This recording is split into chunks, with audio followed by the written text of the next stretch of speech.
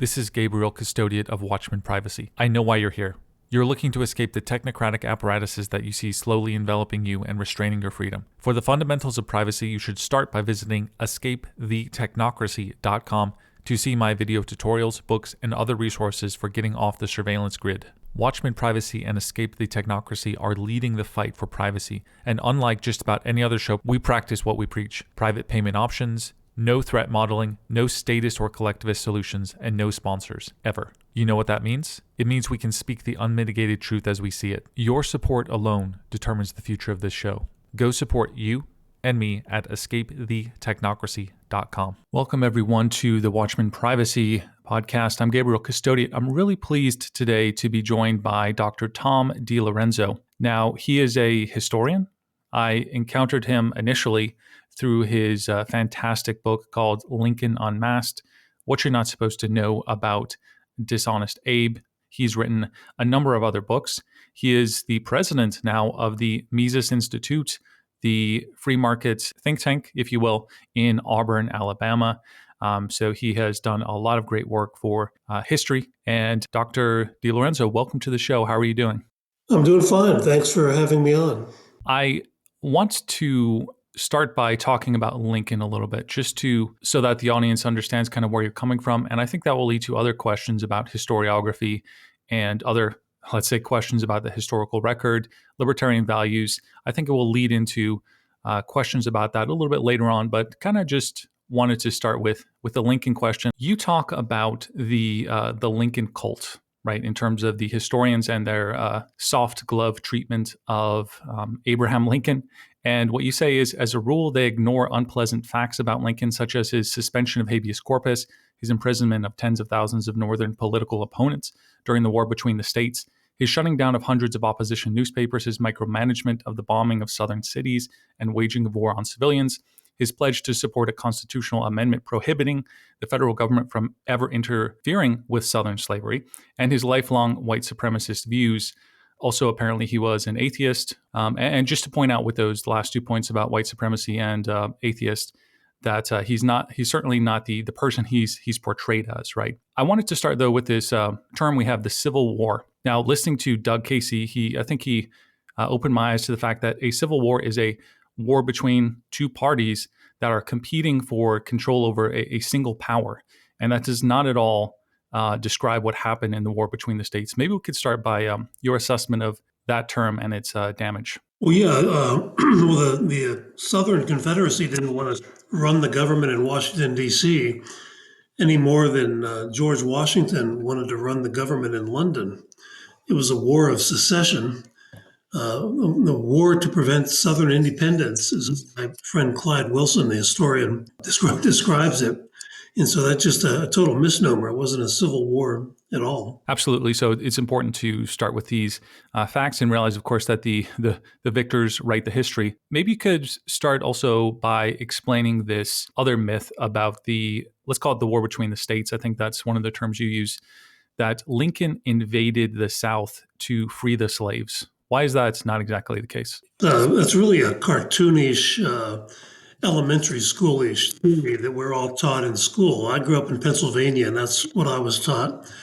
But in Lincoln's first inaugural address, I call it his slavery forever speech, because he starts out by saying, I have no intention of disturbing Southern slavery. I never have. You could read all my past speeches. He says it's in the Republican Party platform of 1860 that we do not intend to disturb Southern slavery. And even if I did, it would be unconstitutional to do so. And then near the end of his inaugural address, he pledges his full support for the Corwin Amendment to the Constitution, which had just passed the House and the Senate. They signed off on it. And 5 states, including Illinois, had ratified it. And the Corwin Amendment, named after a congressman in Ohio, would have prohibited the federal government from ever interfering in slavery. And here's Lincoln announcing to the world in his inaugural address. He said, I believe slavery is already constitutional. And then he said, I have no objection to making it express and explicit right in the text of the Constitution. And so there you have that. And so he gave the South ironclad protection of slavery. And the idea that on the very next day he would say, let's invade the South in order to free the slaves is just cartoonish bullshit, to use the scientific word. It's ridiculous, nonsensical. Lincoln announced to the world in his first inaugural address that the purpose of the war was not slavery. Congress then, a short time later, issued what's called the War Aims Resolution, also known as the Crittenden-Johnson Resolution. This said the exact same thing. It repeated almost verbatim the Republican Party platform, which said, we have no intention in disturbing what they called the domestic institutions of the state, which is what they called slavery at the time. And the purpose was to save the Union. But I also argue that what they did was to destroy the voluntary union of the founding fathers. The founding fathers, if they thought that if any state withdrew its consent to the Constitution, that the other states would therefore have a right to bomb their cities, mass murder their citizens by the hundreds of thousands, burn them to the ground, plunder them, and lay waste to entire regions of their state, there never would have been a Constitution. But that was Lincoln's theory of the Constitution, which is bizarre and ahistorical. Yeah, an excellent point. You also say in Lincoln Unmasked that saving the Union, about saving the Union, that Lincoln saved the federal union in the same sense that a man who has been abusing his wife saves his marital union by violently forcing his wife back into the home and threatening to shoot her if she leaves again. In the mid 19th century, there was a Frenchman intellectual who visited America, wrote a book about it. This is Alexis de Tocqueville. He writes a book called Democracy in America. And I wanted to ask you about this particular interesting, different way of viewing this period of time. And so de Tocqueville notes that the problem of race, in his view, seemed to be worse in the non-slave owning states. I wonder if you could explain that a little bit, why that's significant. Well, yeah, he said that the problem of race is worse in the states of the North mostly than the South. And there's a book by a historian named Joanne Pope Mellish. She used to teach at Brown University. I don't know where she is now, but it's about how Black people were treated after emancipation in the North. And of course, in the North, there were still slaves in New York City in 1853, by the way. There's a book called Slavery in New York, and there was a big exhibit about it at the New York Historical Society about 10 years ago or so, and they published it as a big book. And how the northern states peacefully ended slavery was they phased it out over a long period of time. In New York, I think it was still in the 18th century, they passed a law that said when the children of existing slaves reach a certain age, usually around 25, they would be no longer slaves.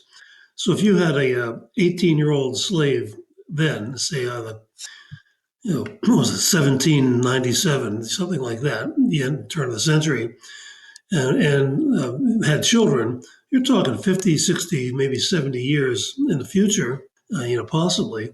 But what they usually did was when the young slave reached that age, they would not free them. They would sold them into slavery somewhere else, either in the South or Brazil or wherever they could find the highest price. That's what the North did.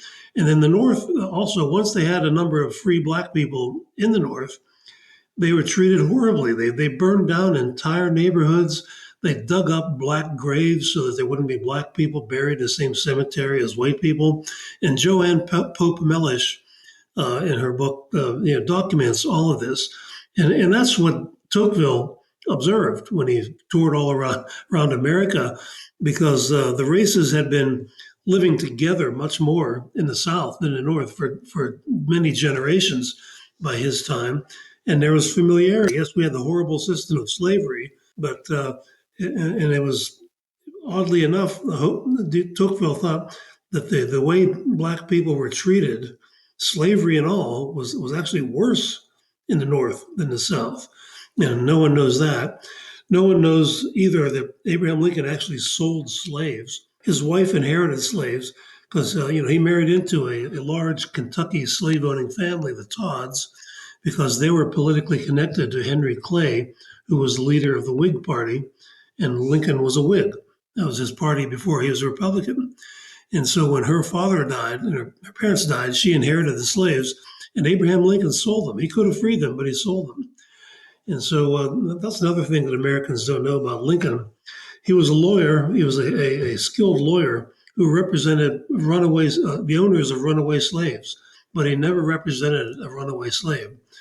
Also, as a lawyer, and getting back to his first inaugural address, where he gave the ironclad promise to uphold slavery, he also said that there was no income tax at the time, and the tariffs raised about more than 90% of all federal tax revenue at the time, 1861. And the average tariff rate had just more than doubled 2 days earlier than his inaugural address. And Lincoln announced that he said it was his duty to collect the tariffs, but beyond that, there would be no invasion or no bloodshed of any state. So he literally promised invasion and bloodshed in any state that refused to collect the tariff tax, which had just more than doubled 2 days earlier. So he threw down the gauntlet of war over tax collection, and he kept his promise. He kept his promise.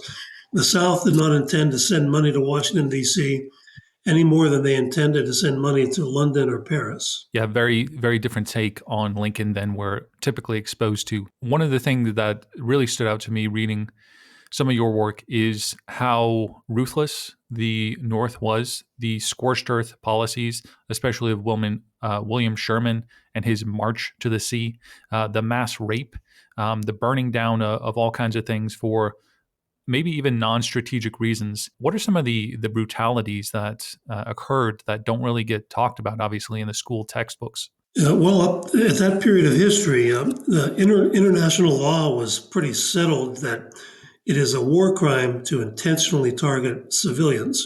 Everybody understood that if there's a war, civilians are going to get hurt and killed. But that's different than saying that they will be intentionally targeted and bombed and shot and murdered. That's a war crime, punishable by hanging. And at that everywhere at that period of time, and Lincoln reversed all of that by waging total war on the civilian population of the South from the very beginning. His initial war plan was called the Anaconda Plan. An anaconda is a big snake that squeezes the life out of its victims. And the Anaconda Plan was a blockade. When they wanted to blockade the South to deprive the South of everything, medicine, food, imports of any kind. And coupled with that, even from the very beginning, was the bombardment of cities and towns. Charleston, South Carolina, when there was no Confederate army there, was bombed all day long, every day for weeks, when it was populated by civilians, women and children primarily. It is said that Atlanta, when General Sherman got to Atlanta in 1864, the fall of 1864, his artillerists fired more than 5,000 artillery shells in a day, in a single day, every day for 4 days, into buildings that are occupied, they knew were occupied by civilians, by women and children and elderly men. And when you read about this, Sherman had a military engineer named Captain Poe. And Captain Poe told him there's no military advantage to doing this. And Sherman was looking through his telescope and seeing the corpses of women and children in the streets of Atlanta. And he called them, quote, a beautiful sight, end quote, because the sight would end the war quicker, in his opinion. And so that was the beginning of the mass murder of civilians as an acceptable war strategy. And when one of Sherman's lieutenants, General Sheridan, after the war, went to Germany and gave a speech to the Prussian army about what happened, what went on during our Civil War, so-called, even the Prussians were shocked and disgusted. And they were not exactly panty waists, the Prussian army. And so, but because this was a new way of war, and then 3 months after our war was over, Sherman himself was put in charge of a war of genocide against the Plains Indians. to make way for the railroads. He announced it. The purpose was to make way for the government-subsidized transcontinental railroads. And so they did. And the same thing happened. So the same people, the same army, same generals, Custer, Sherman, Sheridan, Grant was in charge at the time, and Sherman, and they would sneak up on Indian villages in the winter when they knew all the families would be together, and just wipe them out. And Sherman actually gave an order to Custer, telling him don't bother distinguishing between men, women, squaws, children, men. It's too time consuming. And so that was the military order that Sherman gave Custer in the Indian Wars. So this is the kind of people we're dealing with, and they're touted as great heroes in American military history. Yeah, it's absolutely wild. Another thing that I was surprised to know while reading your work is, or a good quotation you have here is, the founding fathers understood that the states were sovereign. Lincoln proved them wrong at gunpoint. That's what these southern states were trying to do, is to secede, of course. And you bring up an example that in the early 19th century, some of the states in New England actually nullified a law that Thomas Jefferson had signed as unjust, oppressive, and unconstitutional. So here's a federal law, and they just said, nope, we have the veto as a state. We're a really long way away from that vision. Yeah, well, the New Englanders were the first to try to secede also. They held a secession convention in 1814 in Hartford, Connecticut. And they had been plotting for a decade to secede after Jefferson was elected president, more than a decade. But they eventually decided not to secede. But just about everybody, almost nobody argued that they did not have the right to leave the Union because the Union was voluntary. Everybody knew it. As Jefferson said in the Declaration of Independence, governments derive their just powers from the consent of the governed. And if Massachusetts no longer consented to be governed by the national capital, they were free to go. Everybody understood that. The Constitution itself was ratified. Article 7 says the states, the people of the states, not the state legislatures, but the people of the states would ratify the Constitution. And they did. They held political conventions in different communities, sent delegates, and it wasn't legislatures. It was, citizen delegates to these conventions that voted up or down on the Constitution. And nullification, of course, states all over the country, North and South, used the Thomas Jefferson's principle of nullification. Jefferson used it, as did James Madison, to nullify the Alien and Sedition Acts, which basically, during their time, outlawed freedom of speech in America. The ink was barely dry on the Bill of Rights, and John Adams, in his administration, cracked down on free speech by literally imprisoning members of Jefferson's party for criticizing the government. And so Jefferson wrote this very eloquent piece called the Resolution of 1798. It was the Kentucky Resolve, because the Kentucky legislature asked the great Thomas Jefferson if they would do that for them, if he would do that for them, write this resolve. And he did. And James Madison wrote the same thing for Virginia. Because at that period, until the Civil War, it was assumed that the Supreme Court did not have a monopoly in constitutional interpretation. The president had an equal right to interpret the Constitution. The Congress had an equal right, and the people of the states also had an equal right to interpret the Constitution. And the Jeffersonians always argued that if the day ever came when the federal government itself would be the sole arbiter of what everyone's freedoms are to be, then Americans would live under a tyranny, because the government would be the judge of the limits of its own powers, and it would eventually judge that there are no limits to its powers. And that's where we are today, pretty much. And so nullification was used even by Ohio to nullify the existence of the Bank of the United States in the state of Ohio. They knew that that this was a precursor of the Fed. They knew that it was corrupted politics. It created boom and bust cycles in the economy, which they didn't want. So they imposed a $50,000 per branch tax on the two branches of the Bank of the United States. And this is in the 1820s, $50,000 a year per branch. And Ohio enforced it. They enforced it. The Bank of the United States didn't want to pay, so the state of Ohio sent an armed marshals into the bank vaults to take the money, which they did. And that led to a Supreme Court case where Chief Justice John Marshall famously said, "The power to tax is the power to destroy." And the people of Ohio said, "Well, yeah, that's the point. That's our point." And he was meaning the power to tax the Bank of the United States is the power to destroy the Bank of the United States. Among the other crimes that Lincoln committed against the ideals of America or his role in fiat money, people can go check out the greenbacks that he supported.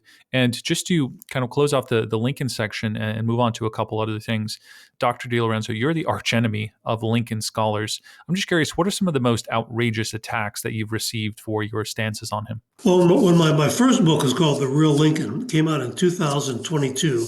And when it first came out, my Amazon.com my Amazon.com sales ranking was number 2 when it first came out. So it kicked up a big hornet's nest. And so I would say these facts like Lincoln promised to support the Corwin Amendment that would forbid the government from ever interfering with slavery, and just quote his racist language and speech after speech after speech, and people would just call me a liar. You're lying. And then after a couple of months of that, I did a lot of public speaking at the time. That disappeared because people looked these things up. And they looked up my references and they said, well, yeah, he did do that. What do you know? Why wasn't I ever taught that in government school? And so then they just resorted in calling me neo-Confederate. But in my book, The Real Lincoln, I devote exactly one half a page to the Confederate government. It's not a defense of the Confederate government. It's an explanation of what's real versus what's unreal about Lincoln, that whole piece of history. And that even in that half a page, all it is a very brief comparison of the U.S. Constitution and the Confederate Constitution, which are almost verbatim identical. Although the Confederate Constitution was more conducive to ending slavery than the U.S. Constitution was, because it said any new states that would enter the Confederate government had a right to have slavery or not have slavery. And so, and that didn't exist in the U.S. Constitution at the time. And so they started calling me neo-Confederate, whatever that is. It's like a zombie term. It's like today, people calling conservatives white supremacists. So it's just an attempt to censor you because you're supposedly a Hitler-like character. And I debated at the time the top Lincoln cultist, the late Harry Jaffa, at the Independent Institute in Oakland, California. And I had read about his previous debates with other Lincoln critics like Professor Mel Bradford. And he always got around to making some smart-ass comment like, Adolf Hitler would probably agree with my opponent in this debate. And I knew he was going to do that with me. And he did. He made the same thing. But it so happens that in a college course that I took 100 years ago on European history, we read parts of Mein Kampf by Adolf Hitler. And I remember there was a whole chapter on states' rights and federalism in Mein Kampf. And so I went back and I wrote an article entitled Jaffa's Hitlerian Defense of Hitler, because Adolf Hitler, in making his case in Mein Kampf for destroying states' rights once and for all in Germany and centralizing all political power at the top, at the federal government in Germany, he quoted Abraham Lincoln's first inaugural address to basically make the argument that, well, if Lincoln, said this, then, well, it has a moral, there's a moral lesson to it. That, it should be okay for Germany to do the same. And so even Hitler himself was against states' rights and the right of secession, and just the opposite of me, but just in favor of Harry Jaffa and his followers, who I call part of the Lincoln cult. You got the Marxists who are part of the Lincoln cult, then you got the so-called Straussians who are all neocons, and they're part of the Lincoln cult too. And even the former dictator of Pakistan, when he when he announced martial law in his country, he quoted Lincoln to basically make the argument that, well, Lincoln did it, so it must be okay. And so there's a lot of name calling. And after a while, I would put my Amazon sales ranking up there on my blog next to my critic's sales ranking of his book. And his book would be something like 2,879,000, and mine would be 25 or 35. There's never been anything as a successful defense. There's only attack and attack and attack some more, as one general has said. Moving on from Lincoln, Dr. DiLorenzo, just some broader topics, because you've written 18 books, you've given many lectures, you've been a professor, you have a lot of good knowledge of, let's say, a libertarian view of the world. I want to ask you kind of a philosophical question. So the Greek historian, the father of history, if you will, Thucydides, in his book on the Peloponnesian War, he's reflecting on Athenians colonizing an island, killing all of the inhabitants, and repopulating the island with Athenians. And he has this famous line. He says, "The strong do what they can, and the weak suffer what they must." And my question is, how can people have situations of freedom without being strong themselves? Well, that's the whole idea behind why we have a Second Amendment. That the founders thought that a heavily armed populace would be a deterrent to a federal invasion.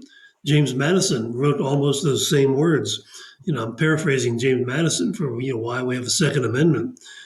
And when I sponsored a speech at my university years ago by Ron Paul, and one of the things he said, and this was basically his stump speech, he said the reason why you're safe in your home is not because the police are riding in circles in police cars in your town.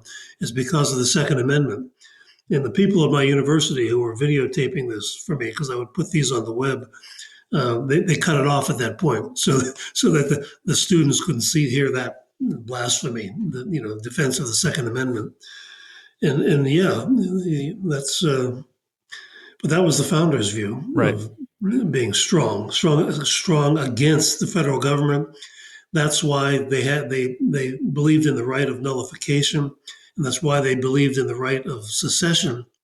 And the whole idea behind secession and nullification, by the way, is that if the politicians in the nation's capital knew that the citizens could ignore an unconstitutional law and have their own opinion of what's constitutional and what's not, well, they would pass fewer unconstitutional laws. They would stick better, maybe not 100%, but they stick much better to the delegated powers of the Constitution and not make it unlimited, unlimited power. That was the purpose of those things. And that's why when nullification and secession were destroyed by Lincoln's War, that opened the floodgates to consolidated, centralized monopoly government, which is what we've had ever since. So I've written a historical book. This question interests me quite a lot, and that is, you use the term court historian. This famous expression. I think Harry Elmer Barnes came up with it, and your attack in many ways is against the court historians and some of the historical work you do. In other words, the people who have written history and who are just essentially quoting from the same sources and having the same opinions so that they can get tenure and all the rest. And so my question is about the process of doing history. How does the anti-court historian operate? Okay, how does he find sources? How does he make inferences? How does he determine what actually happened in history? Well, my friend Clyde Wilson, who runs his own publishing company now, it's called Shotwell Publishing. So, you got to check that out on the web. And he says, and he's a very renowned historian himself. He taught many years at the University of South Carolina. He's the editor of the collected works of John C. Calhoun. And he's always said that the best history is written by non-historians, by people who are scholarly and have a good work ethic and a hunger to learn the truth. Anyone can read history, but you have to have some vision that you use to interpret acts of history. And mine is, my PhD degree is in economics. It's not in history, but it's economic history is a lot of what I've written about. But also, if you look through the lens of libertarian philosophy and free market economics, you come up with very different interpretations to a lot of historical events. Not everything, but a lot, but especially war, because all wars are about money and power primarily. And when I was taught in school that there is one counter example of this was what Lincoln's War, that all the other wars in world history are about money and power, but not this one. This was purely humanitarianism. And that even as an elementary school student, I thought that sounded like baloney. But that's what everyone in America is taught.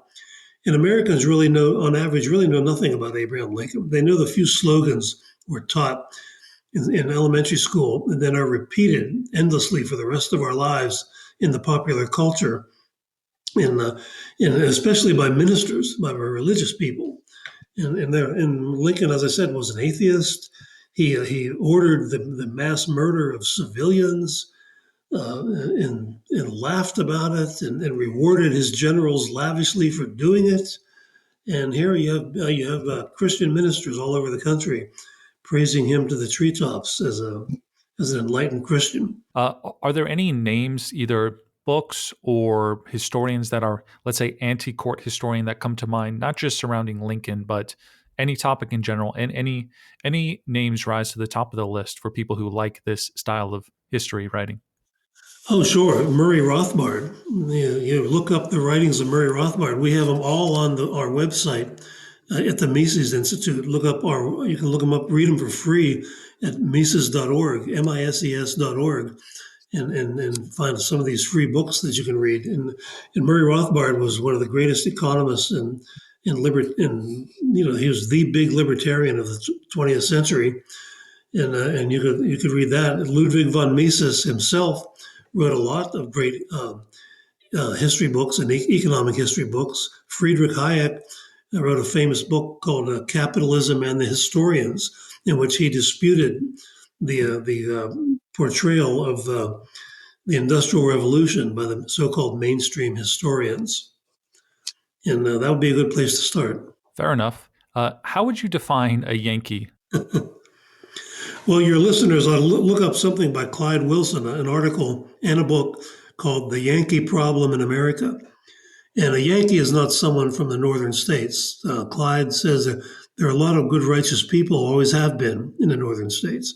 But a Yankee, he defines as somebody who is sort of has this attitude that they have a God-given right to rule over other people, to use force to compel other people to behave in the ways that they want them to behave.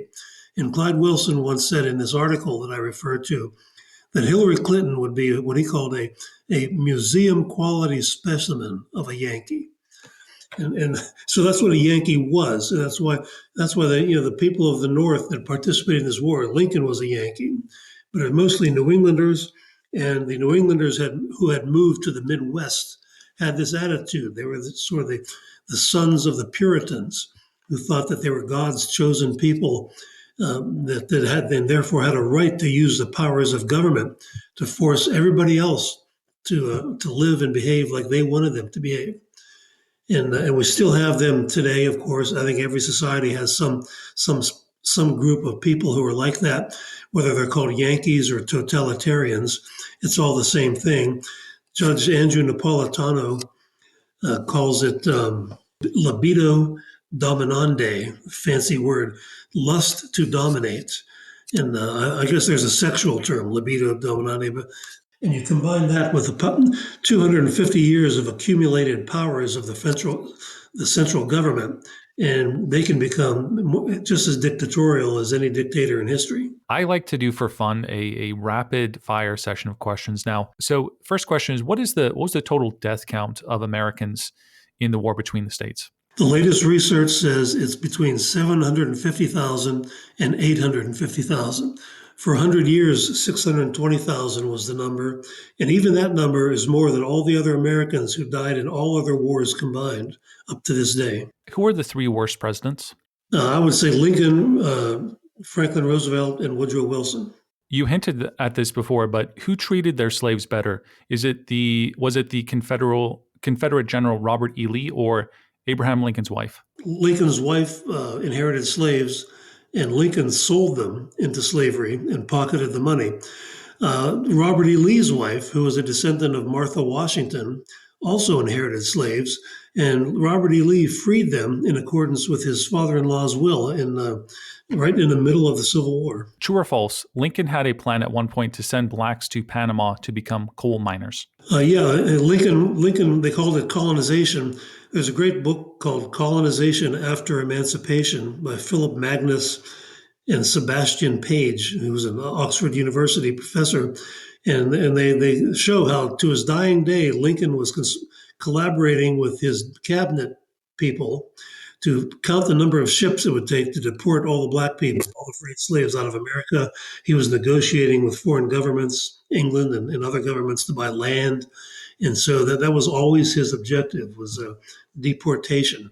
Whenever he did mention emancipation in a speech, it was always coupled with colonization. If any free slaves were to be freed, they were to be deported in Abraham Lincoln's mind. I should know better than to pull this trick of rapid fire with a historian. Let me just cherry pick a couple good ones here. Who had more power at the time? Is it Woodrow Wilson or the German Kaiser, whom he railed against? Oh, Woodrow Wilson, definitely. He threw people in prison for just objecting to the war. Who benefits from inflation? Well, for the political class, certainly does, because the Fed creates inflation by legalized counterfeiting to pay for government programs that the government doesn't have enough tax revenue to pay for. So the whole political class, the buying of votes with government money, the whole racket, the welfare state and the warfare state, they're the first and foremost beneficiaries. And then, of course, the big banks, big New York banks, Goldman Sachs and the rest, they're the ones who buy and sell the government debt that the government buys with counterfeited money. And so they benefit primarily. And Wall Street speculators, because, the Fed doesn't just create inflation, but it creates uncertainty about interest rates, and it creates arbitrage opportunities for a lot of speculators because of all the instability that the Fed creates. The economy is much more unstable after the Fed was created than before it was created. Lincoln won not just the battle, but the ideological battle, potentially irrevocably. Do you agree? It's irrevocable? No, I don't think so. He didn't win the ideological battle. He won by brute force and mass killing. And that's how the Union was kept together. The Union is still, under the Constitution, is still a voluntary union, despite what Lincoln did. And, the Soviet Union said that their union was perpetual. And even the Soviet Union was not perpetual. They gave up eventually. And the people of the so-called satellite countries, reassumed their right to live as free people and sovereign in their own countries. And if they can do it, we can do it. Well said. This has been Tom DiLorenzo, author of 18 books, including the main one we discussed here, which was Lincoln Unmasked. I'll have a link to his Amazon profile. You can also check out the Mises Institute. I'm not sure if he sells his books directly from the Mises Institute, but there's a lot of other interesting stuff. And I'll give you the final word, Dr. DiLorenzo, on where people can follow you. Yeah, well, I'm a columnist at LewRockwell.com. It's L-E-W, a man's name, LewRockwell.com. And check out our website, Mises.org, MISES.org, or my Amazon page on Amazon. It lists several of my books. Hey, thanks for listening. Look, I could use your help real quick. If you could share this, engage with me in some way, leave a review anywhere. This really helps me to break the technocratic shadow banning that is happening with my brand. And of course, if you really want to escape the technocracy, go to escapethetechnocracy.com. Privacy tutorial series, books, consulting, and of course, you can leave a donation. Thank you very much.